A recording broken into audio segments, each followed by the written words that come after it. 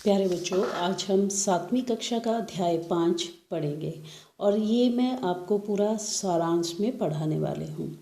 हिमाचल का पाठ का नाम है हिमाचल का भौगोलिक परिचय एवं प्राकृतिक संसाधन।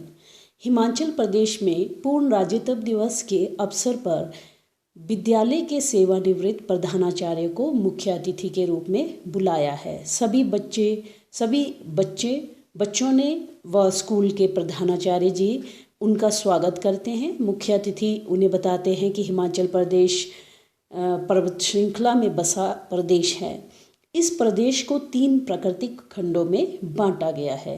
मुख्य अतिथि जी बच्चों को बताते हैं कि हिमाचल में बहने वाली नदियाँ बड़े बड़े ग्लेशियरों से निकलती हैं। ग्लेशियरों को स्थानीय भाषा में सिगड़ी कहा जाता है।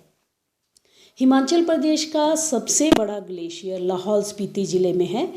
ये 25 किलोमीटर लंबा है।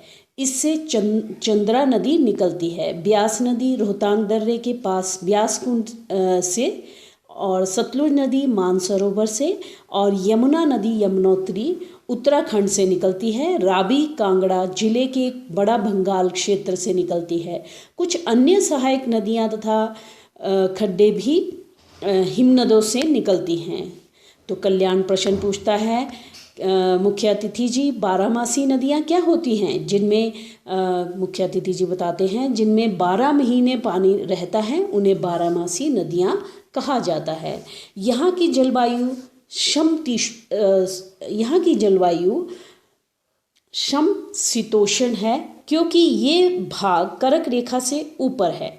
इसी कारण से यहाँ की जलवायु ऐसी है। हिमाचल प्रदेश में ग्रीष्म, वर्षा ऋतु, शरद ऋतु, वसंत ऋतु, हेमंत ऋतुएं अपनी अपनी नैसर्गिक छटा बिखेरती हैं। इनके कारण हिमाचल प्रदेश में पर्यटन विभाग हमेशा क्रियाशील रहता है। सर्दियों में भारी हिमपात होने के कारण गद्दी लोग चारे की कमी के कारण मैदानी इलाकों में आ जाते हैं।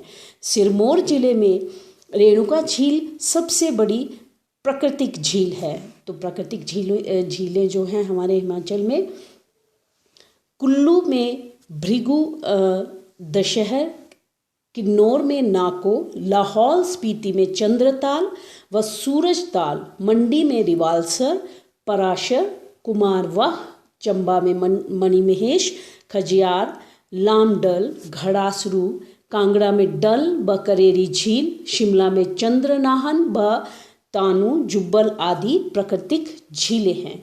तो प्राकृतिक झीलों के साथ बच्चों मानव निर्मित झीलें भी हैं। बिलासपुर की गोविंद सागर, मंडी में पंडो, कांगड़ा में पोंग झील, चंबा में चंद्रिका झीलें हिमाचल के नैसर्गिक सौंदर्य में 4 चांद लगाती हैं। बिलासपुर की गोविंद सागर झील एशिया की सबसे बड़ी कृत्रिम जानते हैं ना बच्चों, जो मानव के द्वारा निर्मित की जाती है, कृत्रिम झील है। मुख्य अतिथि बताते हैं यहाँ के जंगलों में चकोर, मोनाल, मोर, जुजुराना, बटेर आदि कई प्रकार के पक्षी जो हैं वो पाए जाते हैं। यहाँ के वनों में कई प्रकार की जड़ी बूटियाँ भी पाई जाती हैं।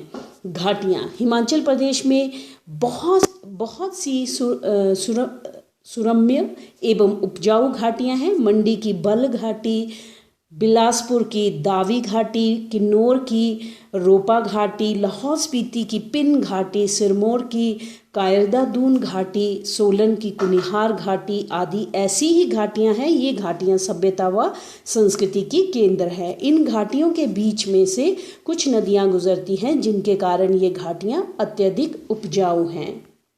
तो अब हम इसके प्रश्नों की तरफ चलते हैं।